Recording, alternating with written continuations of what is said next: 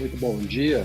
Nós estamos começando hoje mais um café da manhã que a CEFIM faz regularmente e contando.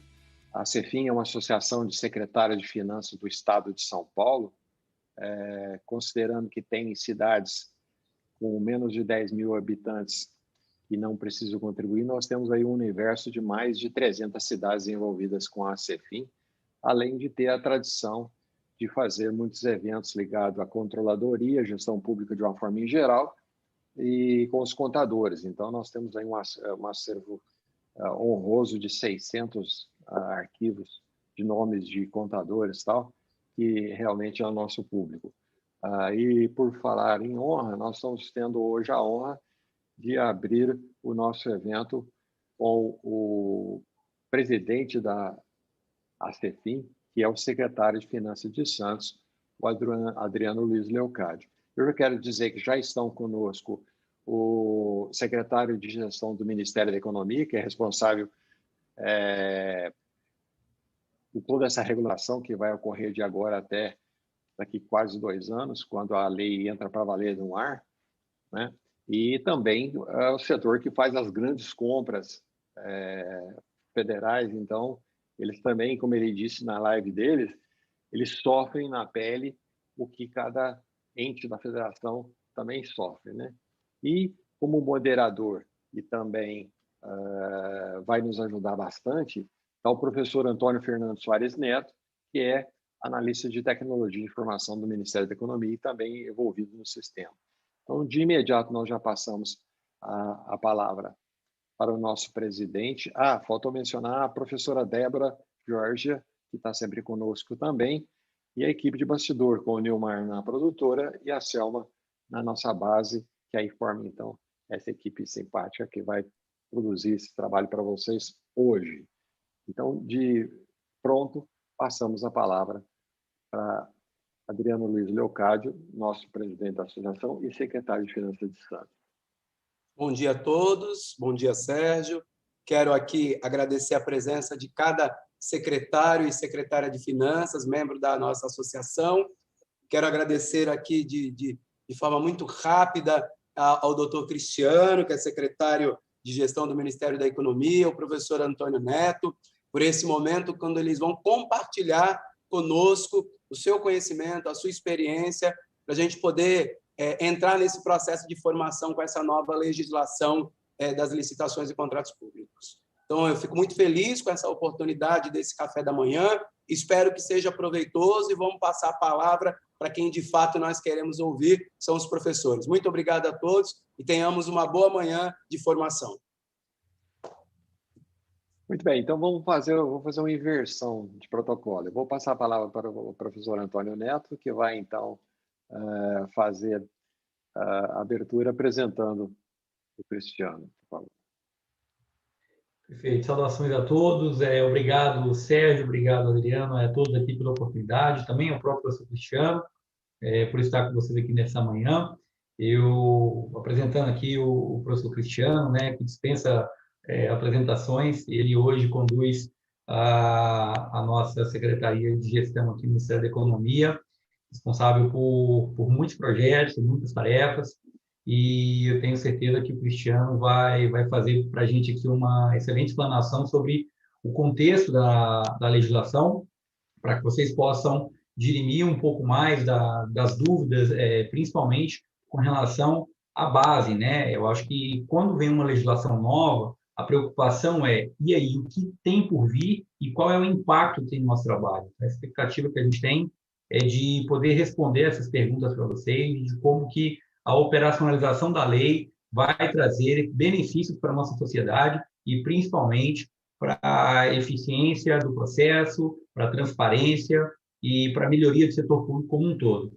Então, professor Cristiano, agradecer novamente aí o convite também de estar aqui contigo. Hoje eu vou me esforçar aqui para falar com vocês sobre alguns aspectos também da nova lei e também falar sobre o Portal Nacional de Contratações Públicas, de modo que vocês possam ter um conforto maior na aplicação dessa legislação e durante aí o uso dela durante os próximos tempos. Cristiano, palavra é sua.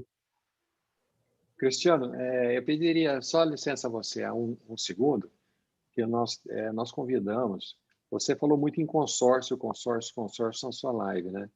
Então, nós vamos buscar o presidente da rede nacional de consórcios públicos, lógico, do Brasil, óbvio, né? Para que ele viesse e desse uma palavrinha hoje, em nome dos consórcios. E aí, professor Vitor Borges, como é que atuam os consórcios nas licitações? Nós estamos com as autoridades aqui. Bom dia, obrigado por você estar presente. Bom dia, professor. O senhor me ouve bem? Estou te ouvindo bem. Bom dia. Tudo bem? Muito obrigado pela deferência, professor Naline. Quero cumprimentar o prezado Cristiano e falar aqui bem rapidamente, professor, cumprimentando também o presidente da CEFIM, a todos os nossos participantes, dessa grande evolução da nova lei de licitações para o país. E um capítulo muito especial, pontuando a importância dos consórcios públicos, não é, como um instrumento de modernização para a administração municipal. O senhor sabe bem que nós temos trabalhado em todo o país, com os diversos ministérios, governo federal, os governos estaduais, integramos uma forma de entrega para os municípios e uma forma também de vencer coletivamente as dificuldades que a todos os municípios no Brasil, de algum modo, são impostas. Claro que nós temos regiões diferentes, mas eu diria que, como 70% dos municípios no Brasil têm um perfil abaixo de 30 mil habitantes, os prefeitos enfrentam dificuldades muito semelhantes. Então, ter uma legislação moderna, uma legislação que estimula o consorciamento em sua gênese, que são as compras públicas, realmente traz uma condição de nós avançarmos ainda mais nesse estímulo. Os consórcios têm sido fundamentais, por exemplo, na área da saúde, são muito ligados ao Sistema Único de Saúde, nasceram praticamente juntos ao Sistema Único de Saúde, são muito importantes hoje no setor de agricultura, né, para a integração do pequeno e médio produtor, para o município certificar o pequeno e médio produtor, para que ele possa vender em toda a região territorial deste consórcio. Então, é uma política, o secretário Cristiano sabe bem disso, transversal, né? Saúde, agricultura, emprego. Nós estamos falando também muito da questão do novo marco do saneamento, que traz em sua tessitura a regionalização, de maneira que esse aspecto das compras públicas, como a coletividade para os municípios, encorpa toda essa política transversal que está sendo desenvolvida. Então, agradeço pelo convite. É importante nós cumprimentarmos toda a equipe do secretário Cristiano, que sei bem, sabemos todos nós, da dedicação desses servidores públicos valorosos do Ministério da Economia. Então, cumprimento o secretário, espero que em breve nós possamos dialogar mais especificamente sobre isso, mas dizer ao senhor que, como feedback, os consórcios públicos em todo o Brasil têm uma legislação agora que caracteriza muito claramente a sua importância para as compras públicas e para os resultados, sobretudo para os pequenos e médios municípios do Brasil. Parabéns por traduzir esse sentimento através desse trabalho positivado nessa nova legislação, que é um avanço para a administração pública nesse aspecto de modernização. E cumprimento os convidados que fazem parte da CEFIM. Eu disse, na posse do novo presidente, que os secretários de finanças talvez tenham uma missão enorme agora e sejam os servidores aquela pessoa que vai ser fundamental para os municípios nesse processo de recuperação, porque ele vai ter que ter espaço fiscal para dar conta das demandas e criatividade para buscar na iniciativa privada soluções de boas parcerias público-privadas. E ter uma legislação nesse sentido, fortalece as compras públicas e fortalece todo esse movimento. Parabéns à CEFIM, secretário Cristiano, uma honra compartilhar com o senhor esse momento também. Muito obrigado, Vitor. Sempre um prazer recebê-lo. Vamos, então, passar a palavra para o secretário Cristiano. Obrigado, Sérgio. Eu queria, em primeiro lugar, em teu nome, agradecer a toda a equipe da CEFIM pelo convite, pela oportunidade de estarmos aqui e por ter preparado esse café da manhã virtual para nós. Também cumprimento o secretário Adriano e, no seu nome, cumprimento todos os secretários de Finanças do Estado de São Paulo, que nos acompanham hoje aqui. Grande honra poder dialogar com um fórum tão seleto. Bom dia, Vitor. Obrigado também pela presença. Como você bem colocou, os consórcios públicos já têm tido uma participação fundamental em diversas políticas públicas no Brasil, em saúde, agricultura e outros, e agora ganham um novo impulso com essa lei. Nós estamos muito entusiasmados, porque a gente sabe os desafios que os municípios enfrentam, né? Mas o consórcio é uma excelente ferramenta para que nós nos demos as mãos e busquemos soluções conjuntas, né? Diminuindo custos de transação para todos e trazendo mais eficiência nas contratações. Acho que vai ser um grande impulso que a lei trará, e desde já contem com o apoio da Secretaria de Gestão, do Ministério da Economia, para levar adiante essa agenda. Cumprimento também aqui meu parceiro, Antônio Neto, com quem tenho tido o privilégio de trabalhar já há muitos anos nessa seara de contratações públicas. Escrevemos um livro em 2017 sobre contratações de TI, o jogo, e hoje tem liderado também uma frente importante de avanço do nosso sistema de contratações públicas, o Comprasnet 4.0, que ele vai poder falar um pouquinho na sequência. E a cada um de vocês que nos prestigia hoje aqui, quem está participando, quem vai assistir depois a gravação pelo YouTube, é uma grande honra poder estar aqui com vocês.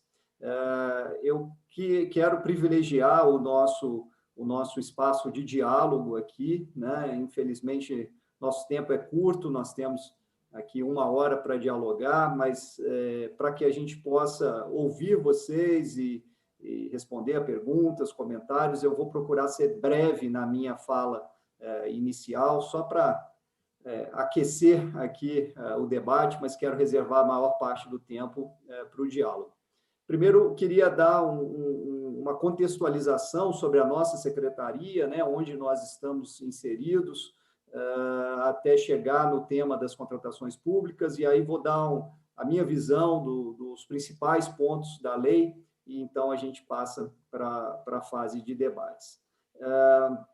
Nós estamos dentro do Ministério da Economia, né, no Poder Executivo Federal, e somos a secretaria que tem como missão promover a eficiência na administração pública federal. Simples assim, né? Como que a administração entrega melhor as suas políticas públicas, economizando recursos, né? E aí recursos financeiros, orçamentários, humanos, materiais, de tempo, enfim, todas as medidas que a gente pode trazer para aumentar a eficiência da administração. Nós estamos falando hoje, no Poder Executivo Federal, de uma rede de 193 órgãos e entidades.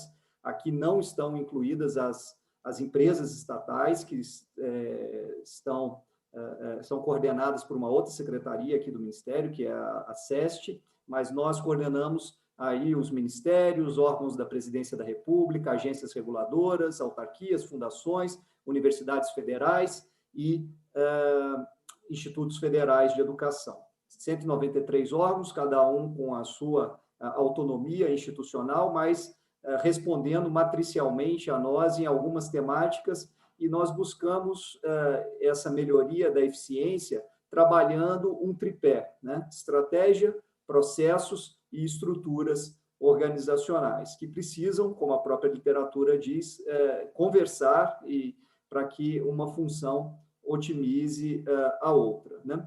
Então, dentro de estratégia, né, entra todas as temáticas aí relacionadas à planejamento estratégico, gestão de projetos, indicadores, metas, governança, sistemas de monitoramento, né, que a gente procura, então, auxiliar os órgãos nesse avanço, toda a parte de estrutura organizacional, arranjos, parcerias com o setor privado, até a questão mais da hierarquia, dos cargos comissionados, enfim. E na parte de processos, né, aqueles processos transversais à administração pública que garantam um funcionamento mais eficiente, sempre ancorado na transformação digital, que a tecnologia é o grande impulsionador da melhoria de processos. E aqui uma das frentes mais importantes é, sem dúvida, os processos de contratação da administração pública, né? Nós movimentamos no Poder Executivo Federal, nesse conjunto de órgãos aí que eu citei, cerca de 50 bilhões de reais por ano em contratações. Quando a gente fala de todo o Brasil, né, juntando estados, municípios, executivo, legislativo, judiciário, estamos falando de alguma coisa na casa de 12% do PIB movimentado com contratações públicas. Então, o potencial de ganho aqui é enorme, né? E nós atuamos nessa temática em 3 frentes, como o Sérgio bem colocou na introdução. Nós somos o órgão normatizador, então, toda a regulamentação da nova lei passa pela nossa secretaria, né? E aqui eu já adianto que nós identificamos, percorrendo todo o texto da lei, 52 itens que precisarão ser regulamentados, e eu vou falar um pouquinho como nós estamos avançando nisso daí. Em segundo lugar, nós trabalhamos também fornecendo as ferramentas tecnológicas onde os órgãos atuam, e aí a nossa principal ferramenta é o Comprasnet, que no seu projeto, Comprasnet 4.0, está sendo expandido para percorrer toda o ciclo das contratações públicas, desde o planejamento das contratações anuais, passando pelo planejamento de cada contratação, a seleção do fornecedor e a gestão do contrato, né? Todos esses 193 órgãos do Executivo que eu falei operam dentro dessa plataforma, mas também outros órgãos de outros poderes e outras esferas têm espontaneamente aderido ao nosso sistema. E, particularmente, entre os municípios, eu ressalto que hoje já são mais de 2.800 municípios em todo o Brasil que usam o Comprasnet. Certamente, muitos dos senhores que estão aqui hoje conosco usam a nossa ferramenta, e digo que ela está sendo expandida justamente para pegar todo esse ciclo de contratações, e vocês terão aí boas novidades em breve. E nós atuamos também na execução da política com a nossa central de compras. Nós coordenamos as grandes contratações centralizadas do governo federal. E justamente a partir da identificação daqueles itens que são comprados por uma maior quantidade de órgãos e que representam volumes financeiros mais expressivos, nós centralizamos essas contratações para dar eficiência ao processo, para usar o nosso ganho de escala, o nosso poder de barganha com o mercado privado, o mercado fornecedor, né? E aqui eu queria citar um único exemplo, né? Uma contratação que nós anunciamos ontem, o final da fase recursal já, e, portanto, já caminhando, provavelmente hoje nós teremos a homologação da licitação, uma contratação de serviços de computação em nuvem para órgãos do Poder Executivo Federal, em que, para vocês terem uma ideia, nós partimos, né, de um valor estimado de licitação de 370 milhões de reais por ano e fechamos com a licitante vencedora a 66 milhões, ou seja, 82% de redução no preço de partida em função desse ganho de escala, um processo extremamente competitivo e com grandes players aí brigando com a faca nos dentes para conseguir esse contrato, e isso mostra o poder que a escala tem, né? E isso, quando a gente traz aqui para o nível dos municípios, acho que a lei foi muito feliz já em prever a criação de centrais de compras em todos os entes federativos, né? Nos estados, nos municípios, e particularmente nos municípios menores, a figura dos consórcios públicos, justamente para que vocês também se valham desses ganhos de escala.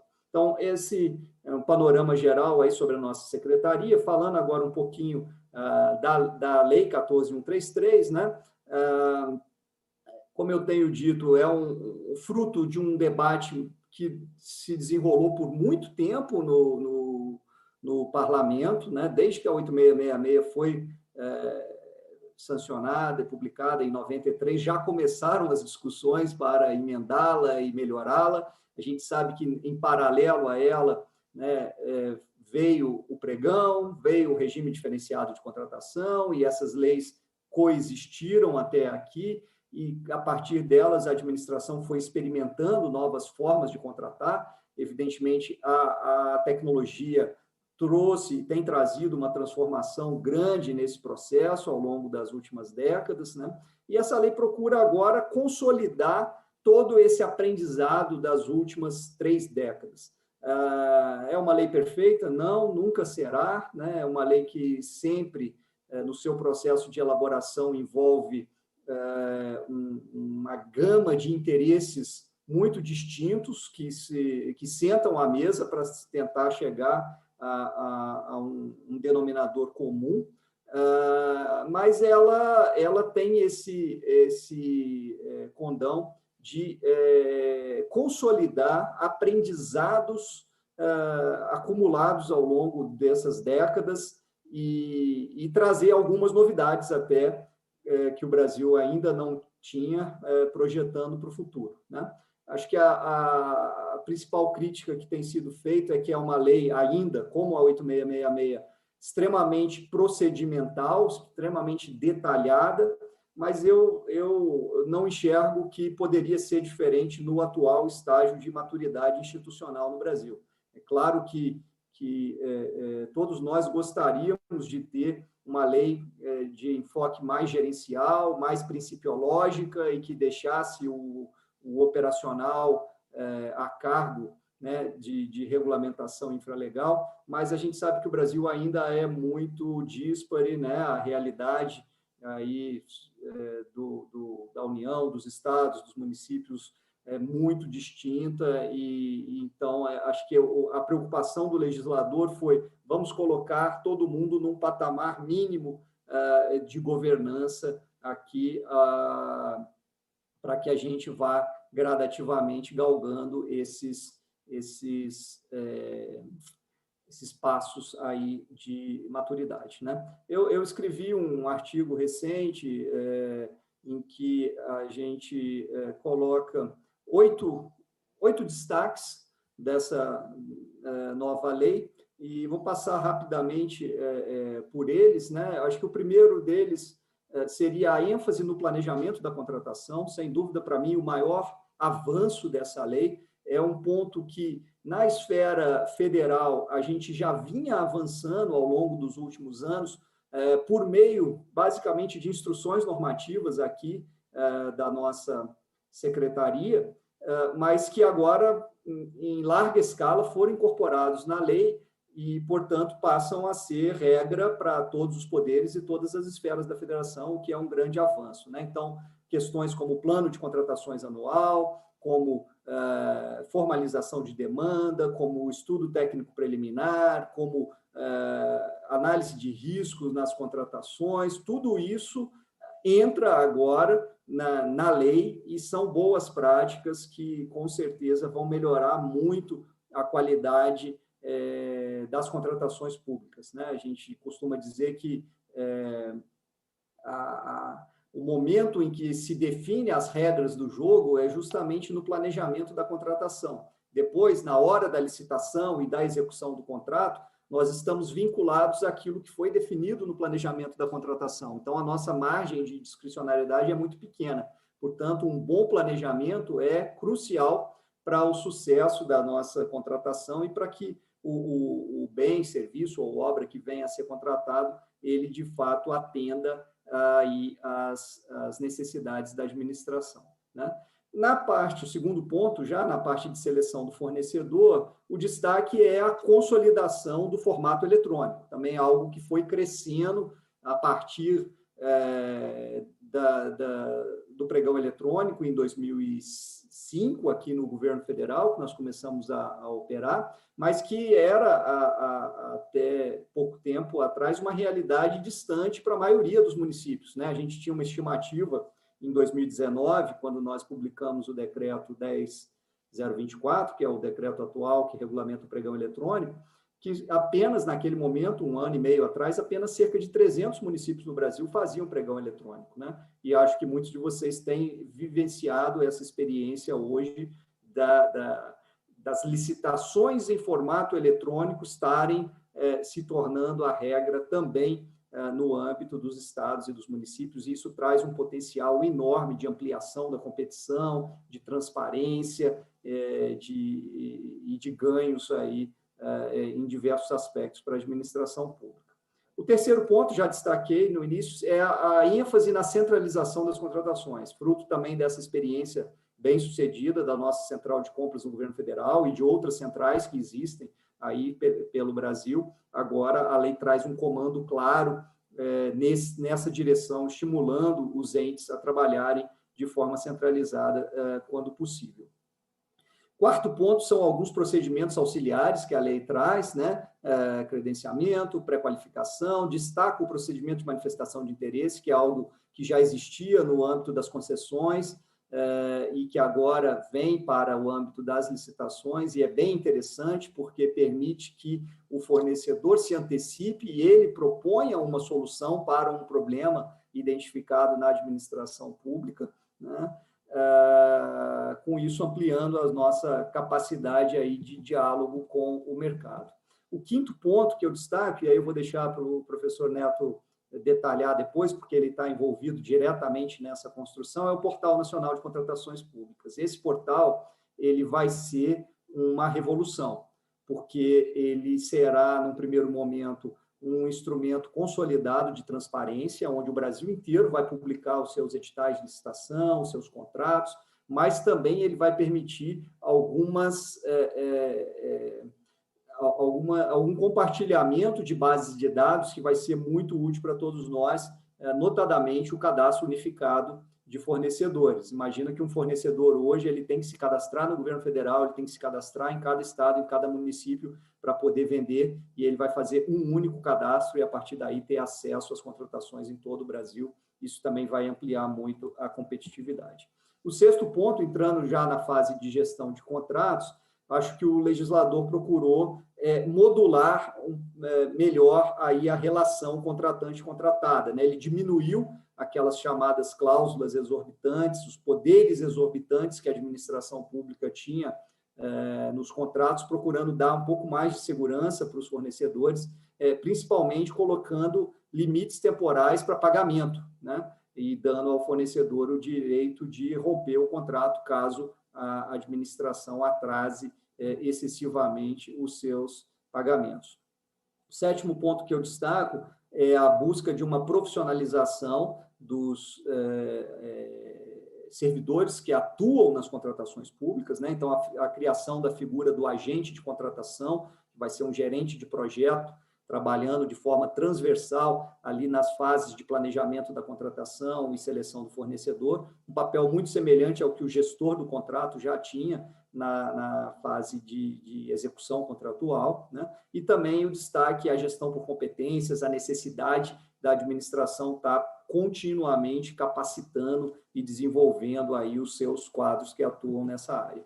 E, por fim, o oitavo ponto, a parte de crimes relacionados aí a esse mundo em que a lei tira da própria lei ali a regulamentação de penas a serem aplicadas, seja ao gestor público, seja ao fornecedor, e remete tudo isso para dentro do Código Penal, subindo, inclusive, aí algumas penas, e essa é a parte da lei que já tem aplicação imediata e, inclusive, para as estatais, né? Antecipando aqui já até uma pergunta que a gente recebeu aí de vocês com antecedência, as estatais, a despeito de terem uma legislação própria na 13.303 para suas contratações, essa parte de penalidades ela é comum e já está em vigor de aplicação imediata para todas as contratações que forem feitas a partir de agora, seja regidas pela legislação antiga, seja regidas pela nova legislação. Então, em breves linhas, é isso que eu queria destacar aqui de início, mas sigo aqui à disposição para a gente avançar no diálogo aí, a partir dos comentários e perguntas que vierem de vocês. Muito obrigado mais uma vez pela oportunidade.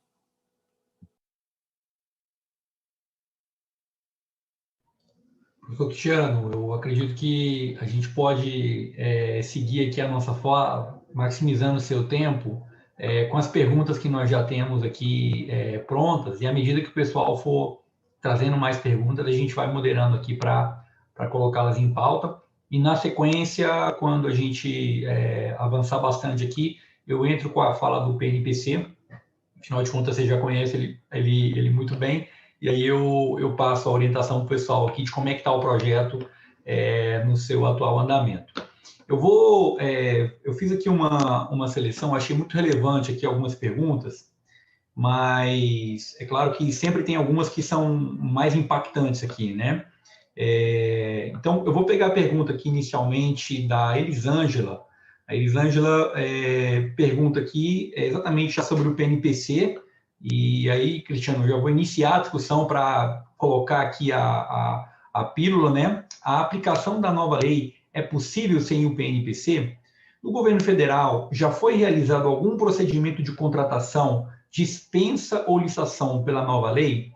E aí, Cristiano, apenas para iniciar a discussão e te passar a palavra, a aplicação do PNPC ela é rigorosa, né? Sem o PNPC fica muito difícil de aplicar a nova lei. Claro que você pode tentar no braço, eu uso muito a palavra do Renato Fenili nesse ponto aí, né? Dá, mas fica realmente inviável sem um sistema que vai poder corroborar e ajudar isso daí.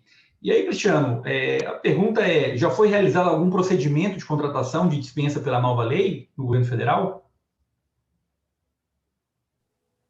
Obrigado, Elisângela. No governo federal, até onde a gente tem conhecimento, não. Tá? Existe um debate aí jurídico, acadêmico, que tem sido feito sobre essa questão, né? A lei é muito clara em dizer que a publicação no Portal Nacional de Contratações Públicas é condição para a eficácia do contrato. Então, no limite, né, você pode dizer assim, olha, eu posso até começar a fazer um planejamento da contratação, fazer até a seleção do fornecedor pela nova lei, assinar o contrato, mas esse contrato só teria validade a partir do momento que ele for publicado no portal.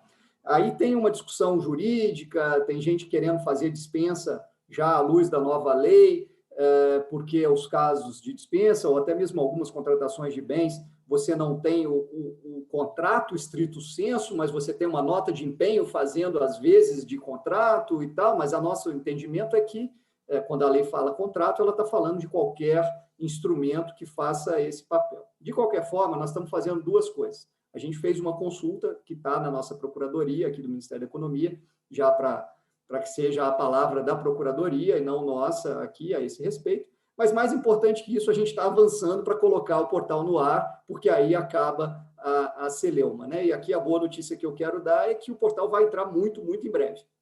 Claro que a gente tem alguns desafios tecnológicos aí para vencer, mas a ideia é que talvez já agora, na semana que vem, a gente consiga disponibilizar uma versão que a gente está chamando de versão 0 do portal, né? Nem ouso chamar a versão 1, porque ela é uma coisa muito, muito rudimentar, que é o seguinte, vai ser o portal com os links para os diversos portais já existentes. Então, para o nosso portal de compras do governo federal, para o portal da BEC, aí no caso do Estado de São Paulo, e assim por diante. Seria um primeiro passo para colocar o portal no ar.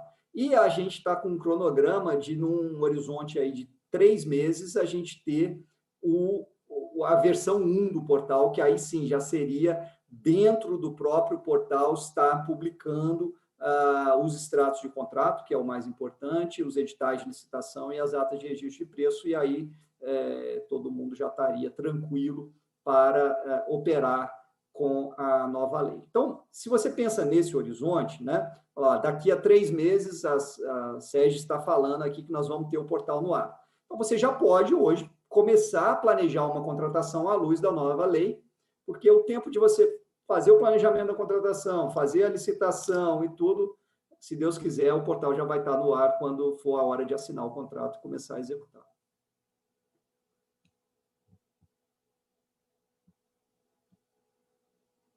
Você está mudo aí, Neto. Isso.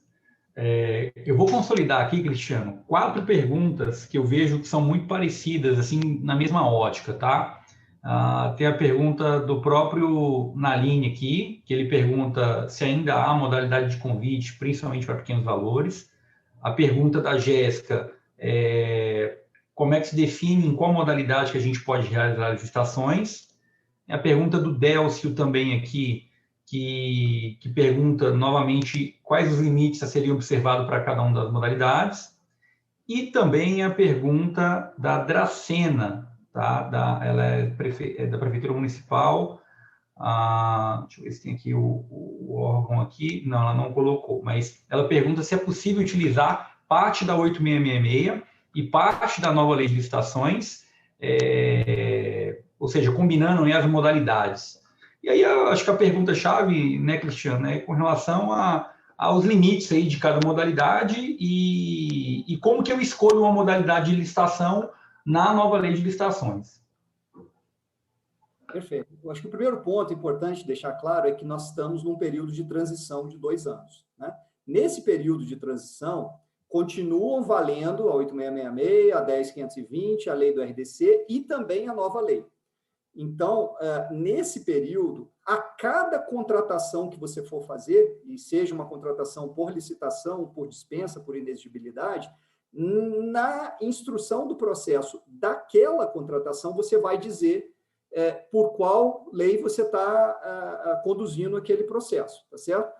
Então, você pode, sim, ao longo desses 2 anos, falar a contratação A eu vou fazer pela 8666, a contratação B eu vou fazer pela nova lei e assim por diante. O que não dá é para misturar mais de uma lei na mesma contratação. Bom, dito isso, tudo que está no 8666 continua valendo nesses 2 anos. Se você falar, olha, eu quero fazer uma licitação pela 8666 e vou adotar a modalidade de convite, você vai continuar fazendo como estava até então. Na nova lei não existe mais o convite. Então, daqui a 2 anos, quando a 8666 expirar, né, encerrado esse período de transição, aí não vai existir mais o convite. E essa discussão de modalidade, ela ganha um novo olhar sobre a nova lei, né, porque não existe mais essa questão de valores, como era colocado também na legislação antiga, que dependendo do valor da contratação, você enquadraria numa modalidade. Aqui não. Qualquer valor pode ser feita em qualquer uma daquelas modalidades, por exemplo, o diálogo competitivo, que é uma modalidade nova que não existia até então, né? Obviamente, os casos de dispensa por valor, eles têm os seus limites colocados, os limites que foram atualizados, né? Basicamente aplicando aí os índices de inflação desde lá de 93 até hoje.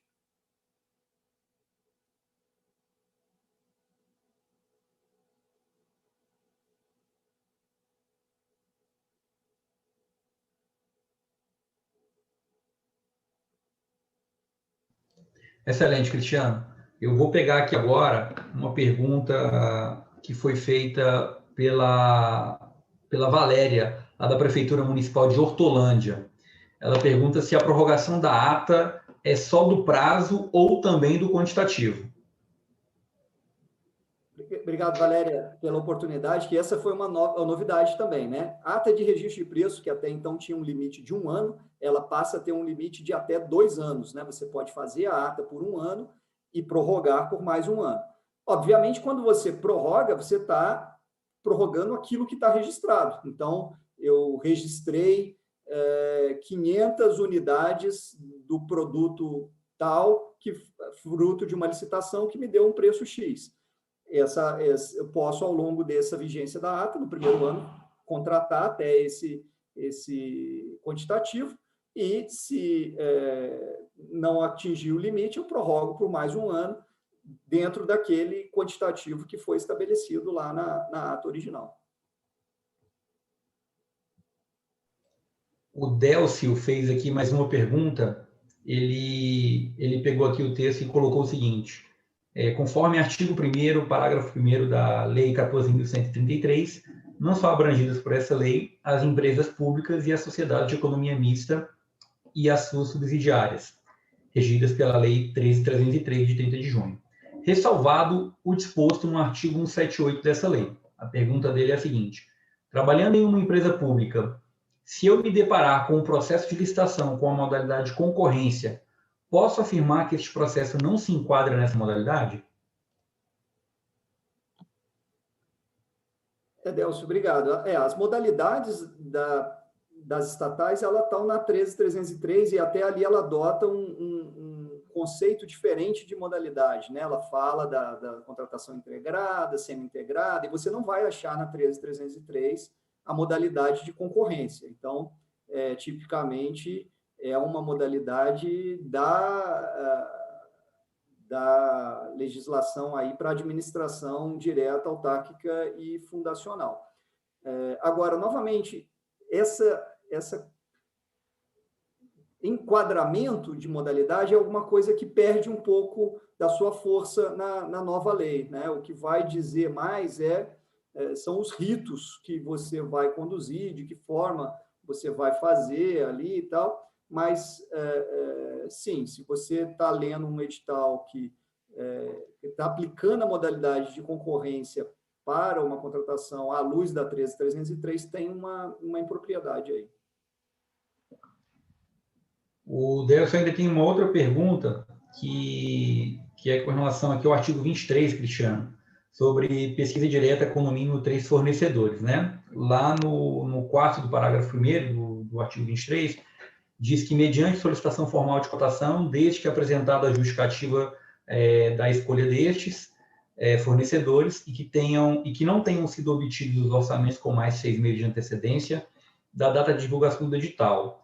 Ele perguntou se serão considerados regulares os processos de licitação contendo menos de 3 cotações de preço. Se sim, por quê? Em que condições? Legal, Delcio. Primeiro, enfatizar que a nova lei também ela encampa alguma coisa que a gente já vinha trabalhando, né, no nível de instrução normativa nossa aqui, a instrução 5 de 2017, que fala da pesquisa de preços, né? Ela já tinha mudado esse paradigma, colocando à frente das famosas 3 cotações de preços outras referências para a formação de preço, né? Privilegiando, em primeiro lugar, outros contratos feitos pela própria administração pública, né? Eu falo, não tem referência melhor do que o que a administração já pagava, né? Até então. Também tem outras fontes aí que ela coloca, o caso, por exemplo, das tabelas Cicro-Sinap, que já são consolidadas quando a gente está falando de obras e serviços de engenharia, a questão também de sites que você pode buscar na internet, sites de referência de preço e tal. Mas se você cai naquela hipótese que é prevista ali também de buscar as cotações junto a fornecedores, claro que a boa prática busque o máximo possível de cotações que você conseguir, né? Inclusive, você deve buscar mais de 3, se é um mercado amplamente competitivo, se você conseguir 5, 6, 8, quanto mais melhor, porque você vai comparar e vai compor ali o teu preço de referência para a licitação. Agora, a gente sabe que tem mercados que são oligopolizados, né? Nós temos mercados em que nós temos 3, 2 fornecedores só, então você não vai conseguir ali, eventualmente, as 3 cotações que você precisa. E aí tudo você precisa justificar no seu processo de instrução da licitação. É válido desde que bem justificado que você buscou, mas por que não conseguiu? Excelente, Cristiane. Essa é uma realidade que os gestores vivem, né? E muito bem realizada essa pergunta e muito bem resolvida também. O André, da Prefeitura de Três Pontas, ele pergunta aqui quais são as mudanças aí com relação à dispensa de licitações na nova lei. Bom, tem a dispensa por valor, que é aquela mais utilizada, né? Como eu falei, os valores foram atualizados. Então, agora nós estamos falando de 100 mil para obras e serviços de engenharia e 50 mil para bens e serviços, né? Mas tem aquelas outras hipóteses de dispensa também, que a 8666 já trazia, que a nova lei também traz e que podem ser enquadradas de acordo com a sua contratação. O que eu queria destacar aqui, que um dos projetos prioritários que nós estamos conduzindo na Secretaria, no âmbito do Comprasnet, é uma evolução do sistema de cotação eletrônica que a gente já tem no Comprasnet para as dispensas de bens por valor, né? Que a gente quer ainda esse ano lançar o dispensa eletrônica aí para bens e serviços, que aí nada mais é do que tornar competitivo o processo da dispensa sempre que ele puder ser. E esse é o melhor dos mundos, né? Porque aí você vai tendo a celeridade e a simplicidade da instrução processual que a dispensa traz em relação a fazer uma licitação, né? Que a gente sabe que fazer uma licitação é caro, né? A CGU fez um estudo que o custo de um pregão eletrônico é de R$44 mil. E isso foi um balizador para esse valor. Por que a licitação é dispensada para compras abaixo de R$50 mil? Porque fazer a licitação custa 44. Então, se eu estou comprando um bem que custa 20 mil, 15 mil, hoje eu vou gastar mais para fazer a licitação do que o que ele custa, não faz sentido, né? Então, é importante a gente ter essa simplicidade no processo, mas se ele puder ser competitivo, se eu puder buscar uma quantidade maior de fornecedores, e a tecnologia está aí para isso, tanto melhor, né? Então, está no nosso roadmap aqui para o segundo semestre, lançar o dispensa eletrônica no âmbito do Comprasnet, e aí todo mundo que usa o sistema vai ter acesso também a essa funcionalidade. Muito bom. O Adilson, de Canoinhas, Santa Catarina, perguntou aqui se o agente de contratação e o pregoeiro são as mesmas pessoas ou podem ser pessoas diferentes. Legal, Adilson. Pô, bom saber que tem gente também de fora de São Paulo acompanhando a gente aqui. Tá vendo, Sérgio? Está prestigiada aí a CEFIM.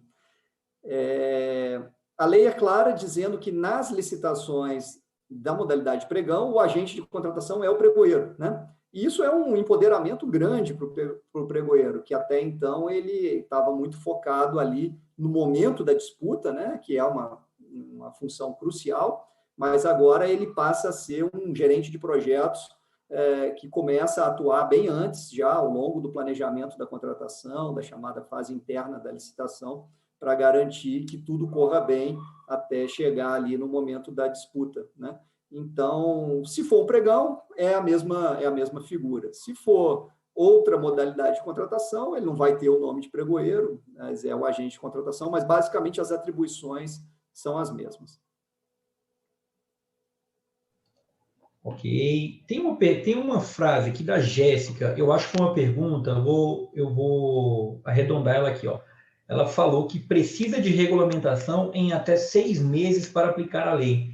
Eu acho que, na verdade, a pergunta seria em quanto tempo que haveria regulamentação, Cristiano? Porque são vários dispositivos que têm que ser regulamentados, né?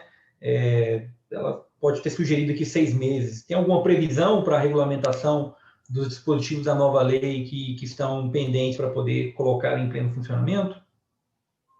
Legal, obrigado, Jéssica. Na verdade, o limite que a gente tem são os 2 anos, né? Porque daqui a 2 anos a 8666, a 10520, a lei do RDC vão expirar, e, portanto, até lá a gente tem que atualizar todas as regulamentações à luz da nova lei.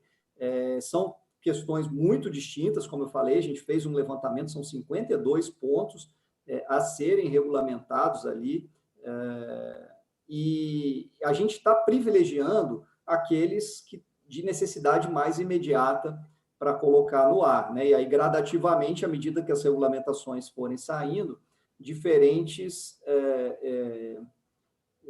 partes da lei vão ganhando aí eficácia para poder ser utilizadas.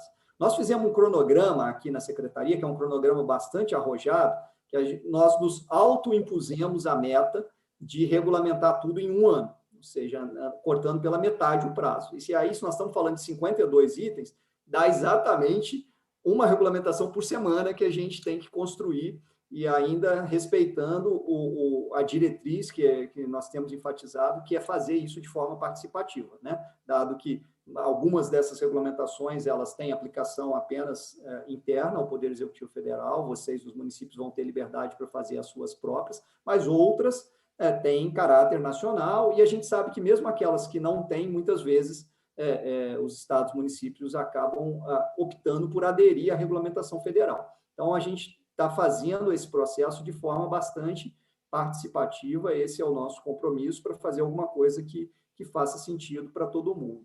E aí nós já estamos com 3 normas aí em processo, né, já de discussão. A primeira, e todas elas nós colocamos em consulta pública, né? A primeira foi justamente a instrução normativa da pesquisa de preços, que já fechou a consulta pública, a equipe agora está analisando aí as contribuições que vieram para a gente fechar o texto e mandar para a Procuradoria.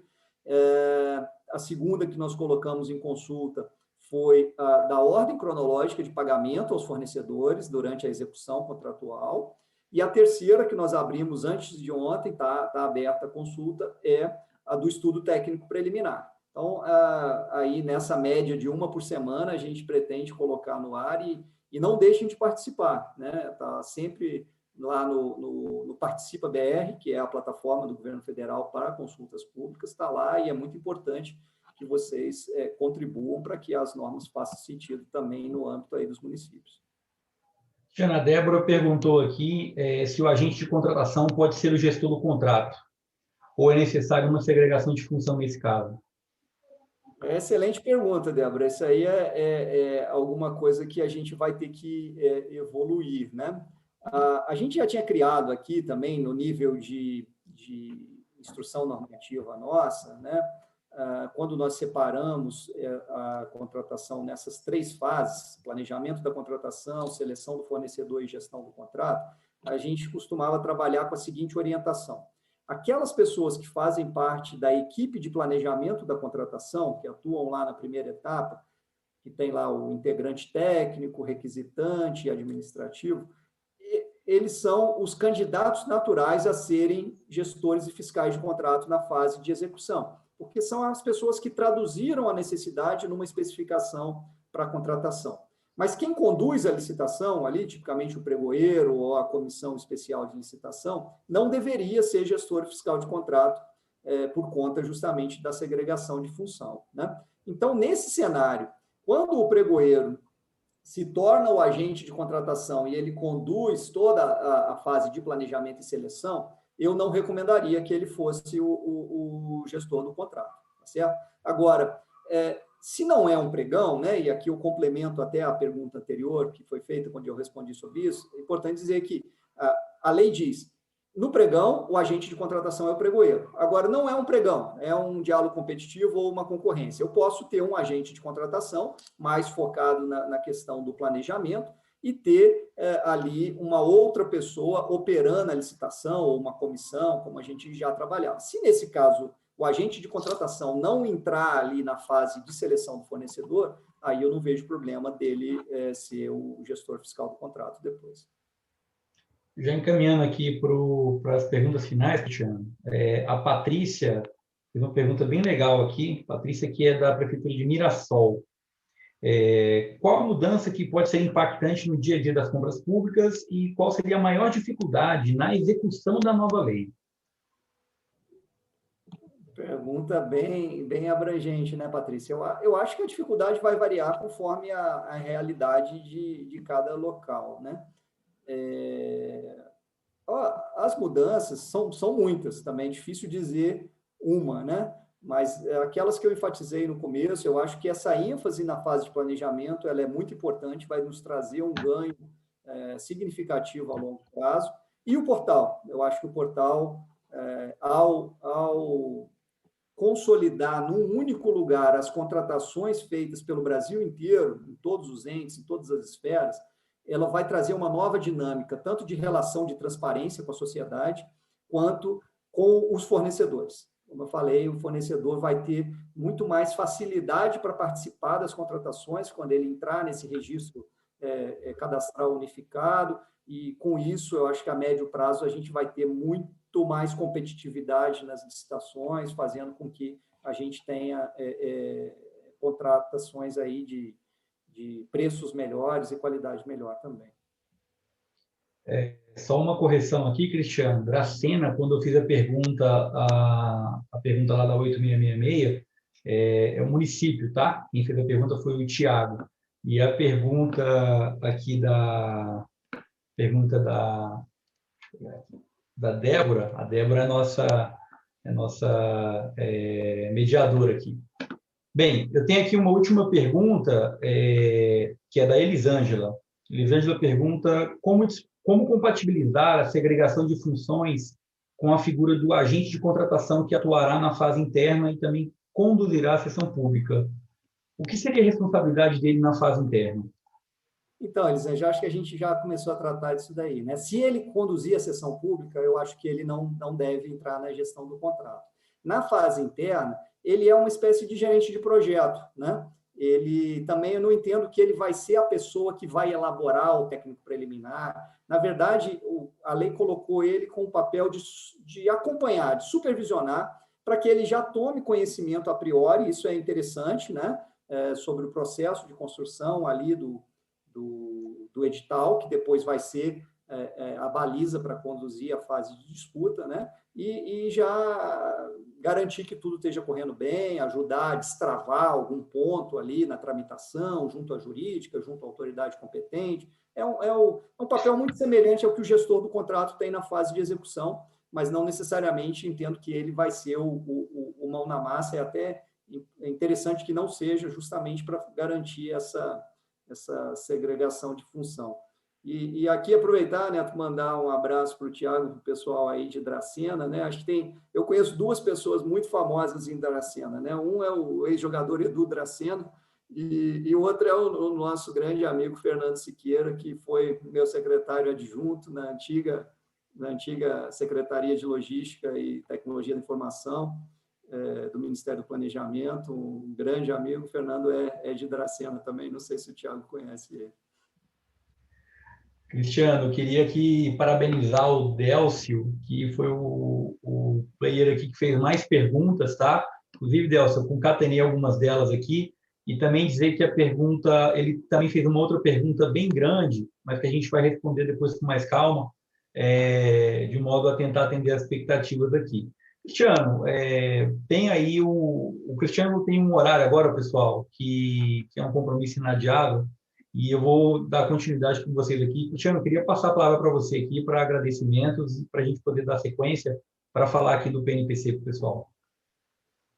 Legal, Neto. Obrigado. Eu queria mais uma vez agradecer, Adriano, Sérgio, pelo convite, agradecer a cada um de vocês que nos prestigiou e reforçar esse compromisso nosso de construirmos juntos, né, as soluções. Acho que uma outra coisa legal da lei que a gente não comentou é que a Rede Nacional de Contratações Públicas, que nós criamos há 3 anos atrás, ela também foi alçada a nível de lei, né? Está lá colocada, e, inclusive, o legislador desceu no detalhe de determinar como é que vai ser a composição do comitê gestor da rede. E esse comitê vai ser composto por 3 representantes da União, um de cada poder, 2 dos estados e 2 dos municípios, no caso dos municípios indicados pela Confederação Nacional dos Municípios. Então, queria dizer que já há uns 15 dias nós oficiamos a Confederação Nacional dos Municípios pedindo que indique os 2 representantes para que a gente possa,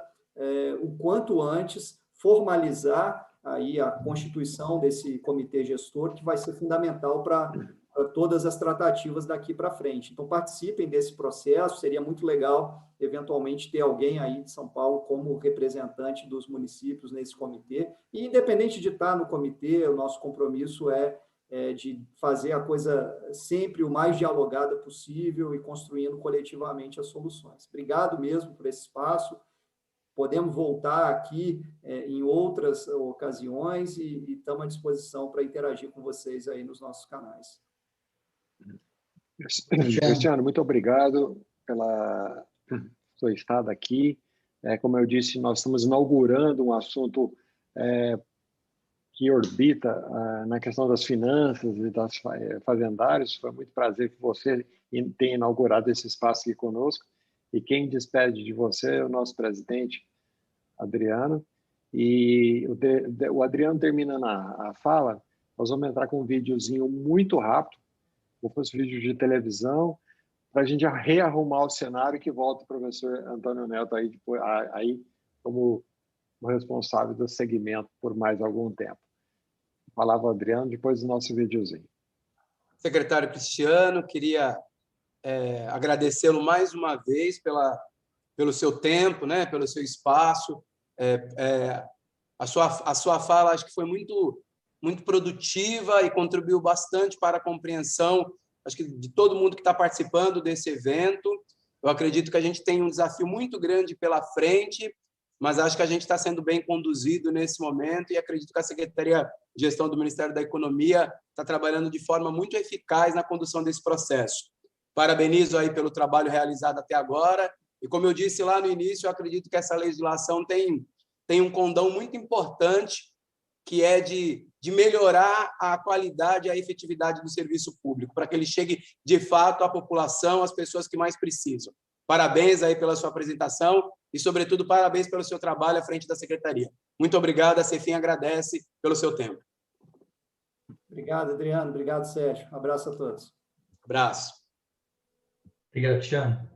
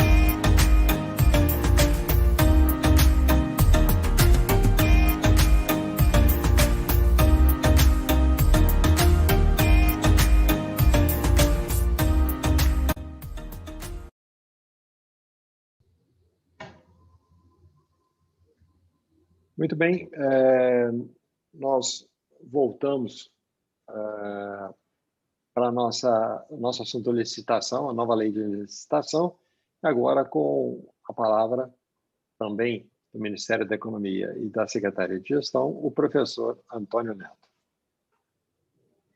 Obrigado, Sérgio. E agora falando de um tema que muitas pessoas consideram aí fundamental para a aplicação prática da nova lei, né?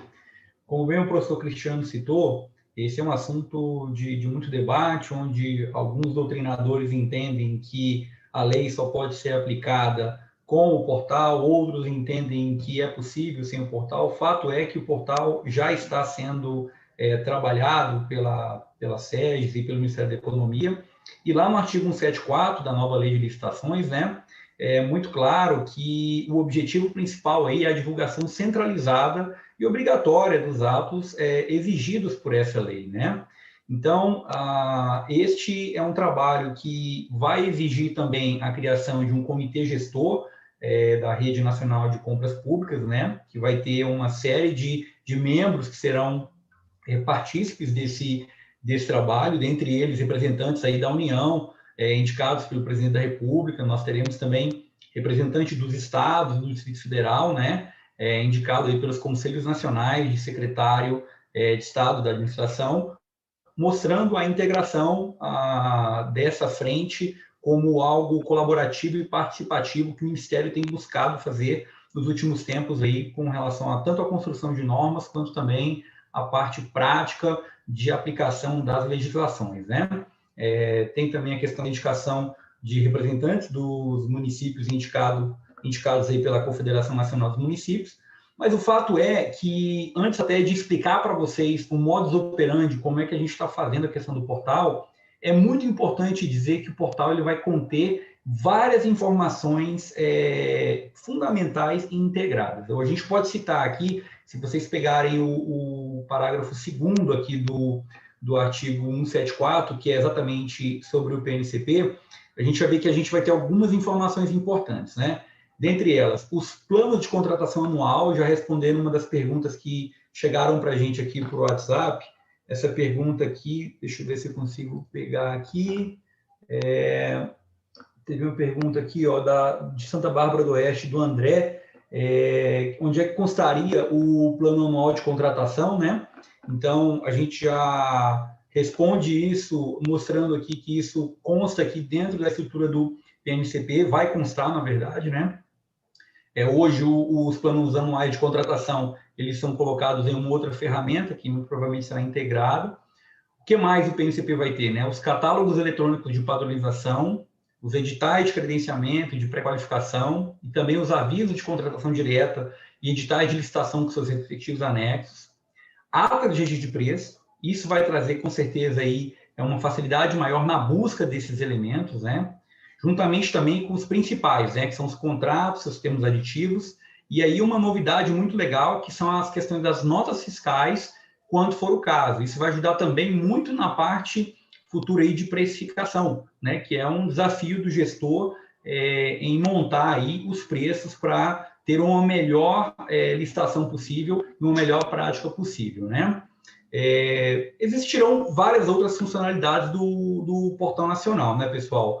E aí a gente pode destacar aqui muito também a questão do sistema eletrônico para realização de sessões públicas. É algo que vai ser também muito legal do ponto de vista para integrar o portal como uma grande rede, uma grande fonte de apoio a todos os gestores. Também o acesso ao Cadastro Nacional de Empresas Idôneas e Suspensas, né?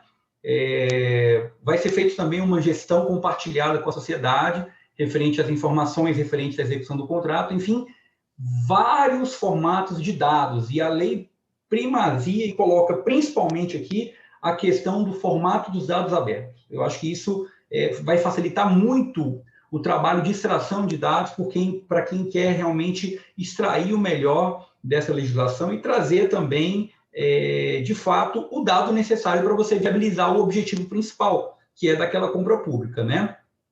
Então, uma coisa que a gente também coloca de maneira muito, muito clara é que esse portal ele vai servir de modo a integrar e a permitir com que o gestor tenha a sua vida facilitada.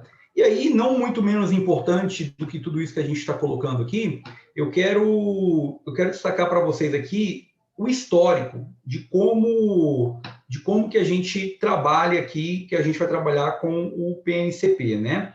E é interessante também dizer que tem um artigo, pessoal, do professor Hamilton Bonato, junto com o professor Rony Charles, né? Eles colocaram aqui uma tabela comparativa de quais são os entes regulamentadores. E é muito legal dizer que a União, no artigo 174, que é o PNCP, a União é quem está regulamentando essa parte do portal que vai viabilizar toda essa integração, né? Então, como é que foi que nasceu essa ideia do portal? Como é que ela está acontecendo, na verdade? e por que a gente está correndo para poder fazer essa iniciativa o quanto antes, né? Primeiro, para dirimir essas dúvidas e essas situações onde os gestores precisam de aplicar a nova lei com o novo sistema ou a nova integração, e, na verdade, o Portal Nacional, na sua primeira versão, vai ser uma grande integração de links, onde você vai poder ter acesso aos editais, aos contratos, de modo a facilitar essa visualização sistêmica pelos órgãos públicos, né? Mas tudo isso, pessoal, se iniciou a partir de tratativas de um projeto de cooperação técnica, tá? Que iniciou lá em dezembro de 2018, tá? Quando o Banco Interamericano de Desenvolvimento, junto com a Secretaria de Gestão, do ainda então Ministério do Planejamento, Desenvolvimento e Gestão, eles trabalharam no desenho de uma apresentação de uma proposta técnica para apoiar a Rede Nacional de Compras Públicas. Então,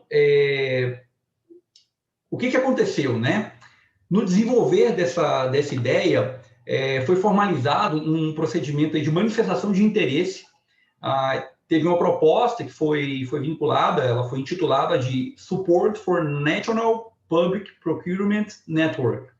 E essa proposta, ela trata como temas de promoção da eficiência, transparência e do princípio do value for money, né, dos sistemas nacional e subnacional de compras públicas. E no decorrer disso tudo, em novembro de 2019, o BID comunicou aí a aprovação desses recursos, né, na ordem de $150 mil americanos, no final de 2019.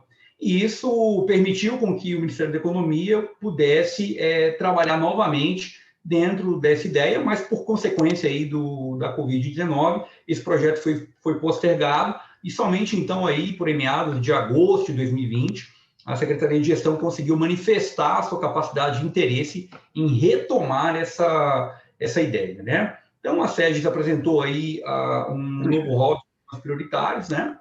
E logo na sequência, para refletir esse trabalho, foi dado como prioridade a questão do Portal Nacional de Compras Públicas, né? Que já vinha sendo trabalhado em uma frente pela ENAP, pelo Laboratório Genova, onde vários gestores e vários servidores, juntamente com pessoas também dos entes privados, criaram um protótipo, uma boneca e um desenho do que seria o mundo ideal desse novo portal. Todo esse trabalho foi apresentado e aí foi aonde eu cheguei na SEGES, né? Ainda já nesse ano, no início desse ano, eu tinha participado dessas oficinas da ENAP para poder colaborar com esse projeto. E aí a gente chegou com a ideia de criar um núcleo, um grupo único, e esse grupo foi chamado de grupo de trabalho para poder implantar o PNCP e também o projeto Comprasnet 4.0, que, na verdade, o grupo serve para isso. O Portal Nacional é uma das frentes. Existem várias outras frentes que estão sendo tratadas, mas o Portal Nacional, digamos, tem sido a prioritária nesse sentido, como também a questão da dispensa, também a questão da gestão de riscos, tudo isso para poder, no final disso tudo, ampliar a competição, trazer mais a participação do mercado fornecedor e, principalmente, integrar tudo isso num aplicativo mobile, que é o nosso plano de continuidade para poder dar essa visão inteira do que é o projeto Comprasnet 4.0. Mas aí, voltando na questão do PNCP, sabendo que é uma exigência aí da nova lei de licitações, né, a gente está buscando aí essa aplicação para a aplicação efetiva da lei, e isso não comporta nenhuma solução de contorno. De fato, esse é um trabalho que tem que ser feito para a viabilidade da nova lei, né? Então, assim, em linhas gerais, esse trabalho que foi feito na ENAP foi um trabalho que considerou toda a linha de user design, né? A gente buscou todas as melhores técnicas de design thinking para poder criar essa boneca inicial.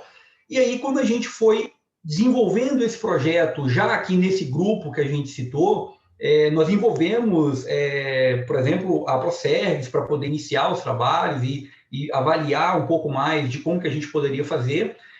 No final, o trabalho acabou ficando direcionado para o CERPRO, que estava com a condição de fazer naquele momento, e o trabalho está sendo executado de modo a fazer essa integração e essa entrega o mais rápido possível. Também foram consultadas outras entidades privadas que trabalhem com outros portais para poderem dar essa contribuição. Então, a SERGES tem buscado, basicamente, uma integração muito colaborativa de ouvir todas as frentes, todas as partes, para poder trazer o melhor possível para esse portal. E muita gente sabe das dificuldades que é de se aplicar um sistema, de colocar uma legislação em vigor, mas a gente sabe das dificuldades e aí, pessoal, eu acredito que, como todo gerente de projeto, como todo projeto, nós temos que ter muito cuidado para fazer acontecer a melhor metodologia possível. E é isso que nós temos buscado fazer.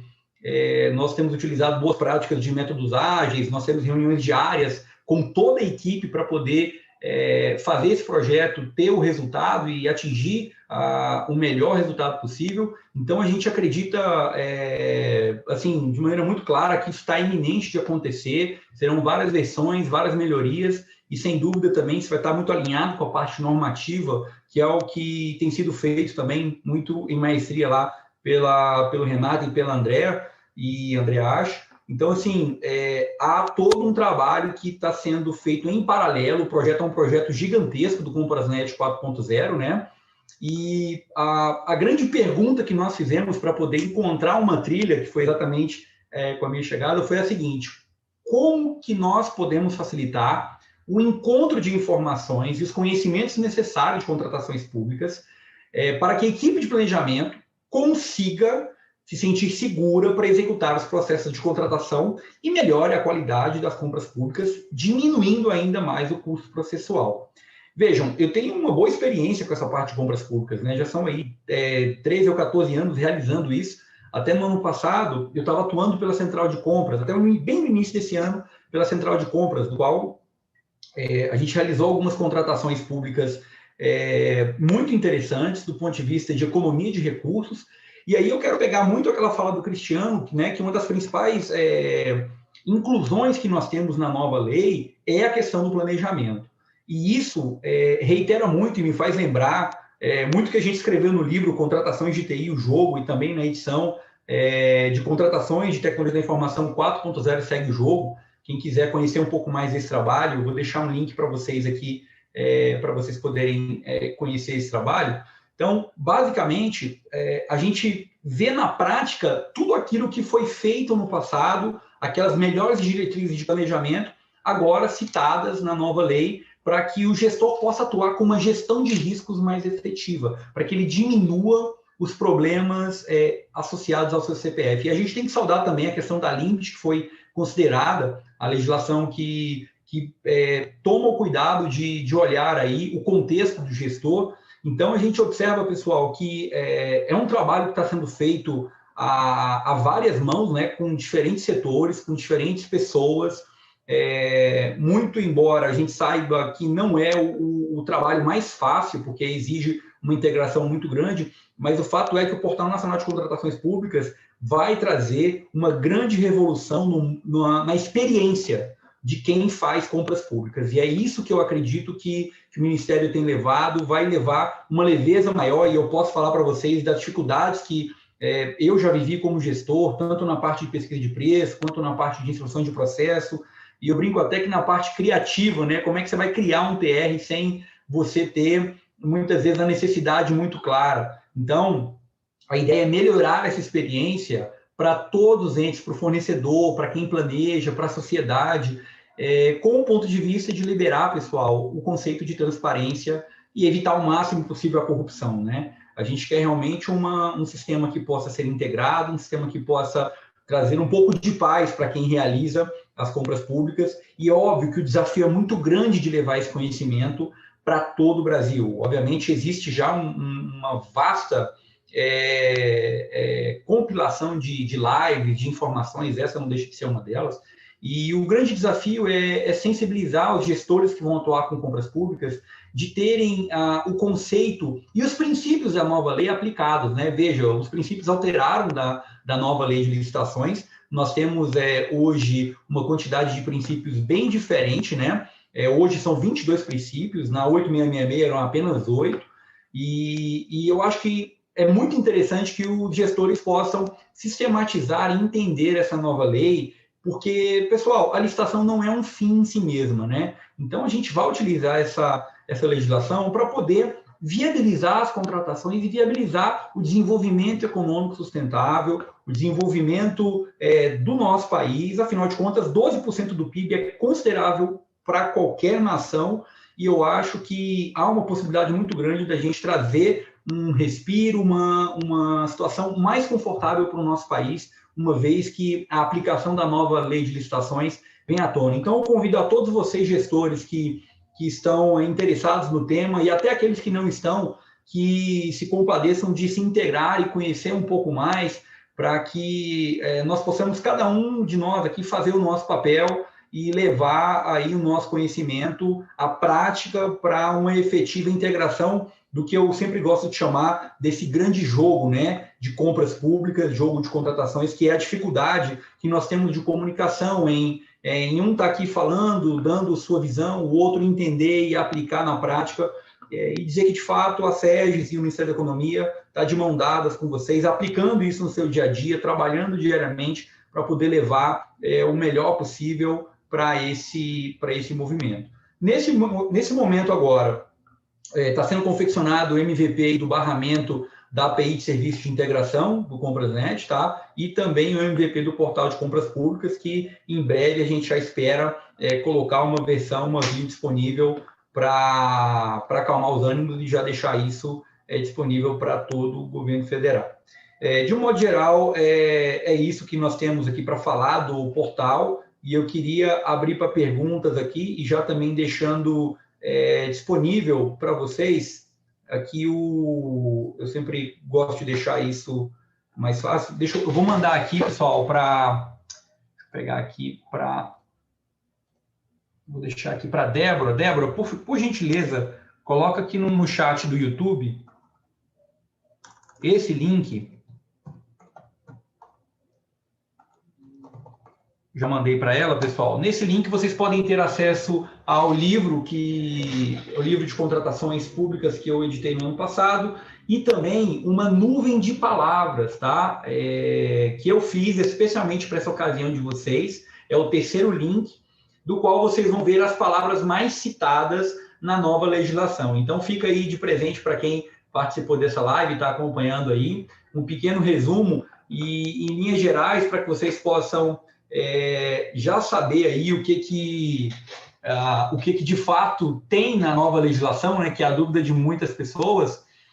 As principais palavras-chave que nós temos na nova lei de licitações é administração, serviços, licitação, execução, edital, lei, contratado, técnica, preferência, contratações financeiras, entidade, modalidade, municípios, riscos, consórcio, profissionais, comitê, agente, fiscalização, pagamentos, matriz, enfim, uma nuvem de palavras disponível para que vocês possam explorar e buscar ainda mais o conhecimento de vocês nesse novo assunto.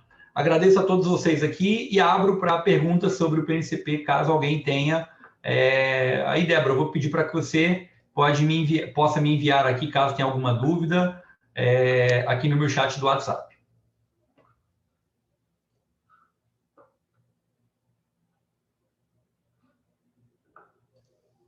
Professor, muito obrigado, e eu quero fazer das minhas palavras a palavra do presidente Adriano, e dizer que a CEFIN tem um viés de pesquisadora, de facilitadora, como outras entidades que o senhor mencionou, e nós somos, inclusive, parceiros, né? Em julho, nós realizamos um seminário, vai pelo 10º ano, em que nós temos lá como temas principais contabilidade pública. A CEFIN, ela é contemporânea à nova contabilidade pública. Ela vem dentro dos 10 anos com a Secretaria de Tesouro Nacional, seus colegas, fazendo grandes palestras, tal, que eram presenciais, né? E aí temos essa novidade agora boa, né, de poder ampliar para que todos entrem de todos os pontos, né? E então estamos aqui trazendo um novo assunto e queríamos, em nome do nosso presidente, colocar à disposição a CEFIM, ele vai falar logo em seguida, para que a gente seja também um campo de pesquisa e teste. Nós fizemos para hoje uma pesquisa com quase 100 respostas que não deu tempo de entrar no ar, porque senão se ficasse por conta de discutir pesquisa, nós não poderíamos ouvi-las, mas nós vamos fazer de tal forma que a gente vai editar e vai incluir na transmissão de hoje posteriormente, e vamos enviar a pesquisa que foi oportunamente as perguntas feitas pelo próprio secretário Cristiano. Então, a gente já tem esse exercício e queríamos, então, colocar a CEFIM à sua disposição para algum momento de pesquisa, introdução de assunto novo, incluir a nossa entidade, que já tem um viés assim. Eu acho que as perguntas a gente pode continuar respondendo, acho que não tem nenhuma mais emergente, né? E vamos então passar a palavra para primeiro nós queremos ver se a Débora tem alguma observação a fazer. Me parece que não teve nenhuma pergunta aqui no YouTube. Ela iria entrar particularmente, ela sempre tem uma palhinha nossa aí, né? Mas enquanto isso, presidente Adriano. A Débora, entrou. Débora. Olá, Débora, tudo bem? Tudo bem, como vai, Débora? Tudo bem, Antônio. Obrigada pelos esclarecimentos aí, muito bom, viu? Excelente. Valeu, obrigado. Queria agradecer a todo mundo, né? Queria agradecer mais uma vez a equipe aí da CEFIM pelo convite, né?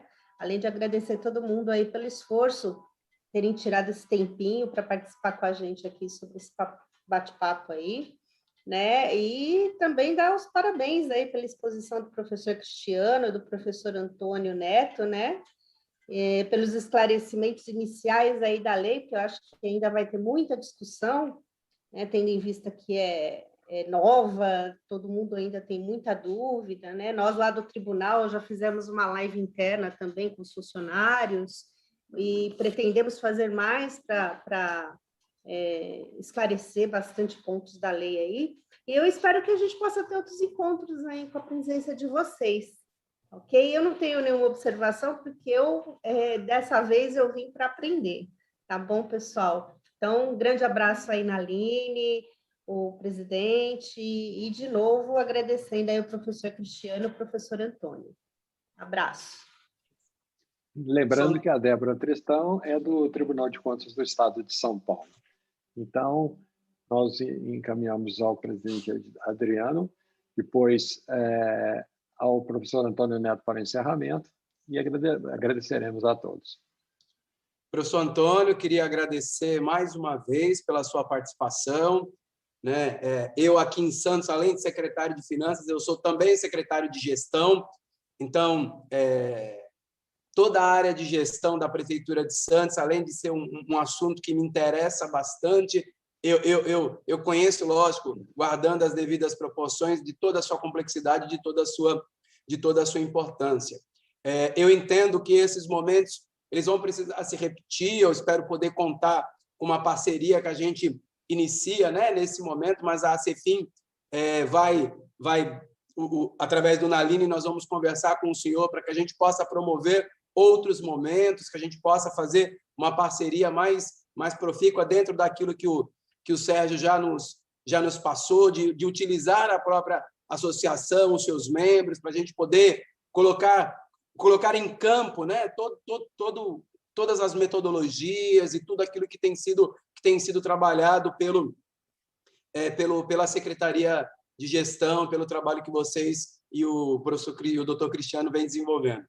Eu coloco à disposição, mas, sobretudo, eu agradeço por esse momento, agradeço aos secretários de Finanças que estão nos acompanhando, agradeço aos membros de outras secretarias, a gente tem participação, né, de outros estados, pessoas de outras secretarias, não só da Secretaria de Finanças, e de Fazenda, né, mas porque é um tema que abarca toda a administração pública, envolve todo gestor público, e eu acredito que que foi muito contributivo e foi muito enriquecedor para quem pôde participar e quem vai, evidentemente, acompanhar através do YouTube, das redes sociais da associação. Peço para você que acompanhou, compartilhe aí com seus contatos, com o pessoal das suas prefeituras, para que a gente possa proliferar esse conhecimento, que foi uma manhã bastante proveitosa. Obrigado, professor, mais uma vez. Adriano, eu agradeço aí a todos vocês que estiveram aqui conosco hoje, agradeço ao Sérgio também pelo convite, ao Cristiano pelo apoio de estar aqui ao lado dele e a toda a equipe de apoio aqui da ACEFIM, a todas as pessoas que estão nos assistindo aqui no YouTube, que estão vendo essa live agora e também a posterior. Mas eu queria, Adriano, registrar aqui um pequeno ponto que é com relação à jornada de quem faz licitações públicas. E eu digo que desde 2008, quando eu entrei no cenário de compras públicas do Brasil, eu faço compras públicas e eu sinto a dor de quem realmente atua no processo. E quando eu falo sentir a dor, é a dor mesmo. Responder o TCU, tem empresa muitas vezes que vai colocar você numa situação difícil por conta de uma impugnação em que ela não concorda e que ela vai até o final para provar que você, na verdade, está tentando colocar a lei a seu favor e você acaba alocando o seu recurso de tempo, de esforço, em um projeto que muitas vezes gera um desgaste muito grande, tanto do ponto de vista profissional quanto pessoal. Então, eu quero dizer para esse gestor público que passa por isso, que tem essa situação, que existem pessoas que estão observando essa experiência do gestor público para que ele possa ter uma confiança maior do ponto de vista de entregar resultados e também de que ele possa ter o erro honesto tolerado. A gente sabe que existe uma série de legislações, uma série de jurisprudências que machucaram muito o gestor até então, mas eu acredito que nós iniciamos uma nova era agora, uma nova fase, onde o controle vai ter que ter um pouco de paciência com quem vai estar utilizando a nova lei em paralelo com a lei anterior. Então, eu digo que os passos têm que ser lentos, mas com confiança e buscando sempre uma comunicação efetiva. Quando a gente inicia um trabalho com um planejamento claro, com um escopo claro e alinhado com as pessoas que estão à nossa volta, fica muito mais fácil disso dar certo. Para quem gosta de avião, ninguém quer que um avião caia. Essa é a grande verdade. E eu recomendo muito para que todos vocês possam assistir o filme do Sully, o herói do Rio Hudson. O Sully, ele teve uma experiência muito legal, na verdade não tão legal assim, porque foi meio traumática. O Sully, ele perdeu as 2 turbinas do avião e ele decidiu salvar todo mundo jogando o avião na água, porque se ele voltasse, dando um spoiler rápido, o avião poderia cair na experiência dele. E o Tribunal de Contas da Aviação, vamos dizer assim, tentou enquadrá-lo, muito influenciado pelo lobby das seguradoras, para que ele, de certa forma, pudesse ser o culpado. E ele usou o seguinte termo para poder ser inocentado: eu utilizei todo o meu conhecimento de mais de 30 anos para tomar essa decisão. Eu não segui o manual do avião. E aí ele falou: vocês desconsideraram todo o fator humano da cabine quando vocês tentaram me enquadrar. Então, eu acho que esse discurso é o discurso que a gente pode iniciar agora para poder colocar o gestor público numa situação de inovação e coragem, porque eu já dei treinamento no Brasil inteiro, vi servidores passarem situações assim, de até situações pessoais, de ansiedade e de problemas pessoais por conta de um problema de trabalho em que ele não teve alternativa a não ser pagar a multa do TCU, porque ele seguiu o rito processual e houve o entendimento de que ele teria que ser enquadrado porque ele errou, quando na verdade ele teria que até pagar o advogado para poder o defender. Então, eu encorajo aos gestores que mantenham uma comunicação mais próxima do Ministério da Economia, do Tribunal de Contas, da CGU, para que a gente possa fazer um movimento mais colaborativo e menos de apontar dedo. É muito fácil quando você faz o julgamento. Agora, entrar nesse avião, pilotar, salvar todo mundo e chegar no resultado é a dificuldade. Então, encorajo a todos vocês que trabalham com compras públicas para poderem entrar no avião, não apenas apontar as falhas, porque é muito confortável apontar as falhas e não dar uma solução. Poxa, professor, nós temos muita idade e já fui delegado da Receita Federal, já fui secretário da Fazenda e fui secretário de outras áreas, e tinha que ouvir uma coisa tão emocionante de um jovem e até me emocionou. Parabéns, muito obrigado. Estamos encerrando, então. Muito obrigado a todos que estiveram conosco. Não sei se o Adriano ainda quer fazer a última falinha. Completou também, professor Antônio Neto? Podemos encerrar? Podemos, agradeço novamente a todos, saudações e estamos aí no que precisar. Então, muito obrigado a todos. Dando uma palhinha aí, é bem provável que a gente volte com o CIAFIC no próximo café da manhã. Estamos conversando com o presidente, uma vez autorizado aí, teremos próximo capítulo CIAFIC. Muito obrigado a todos, um bom fim de semana.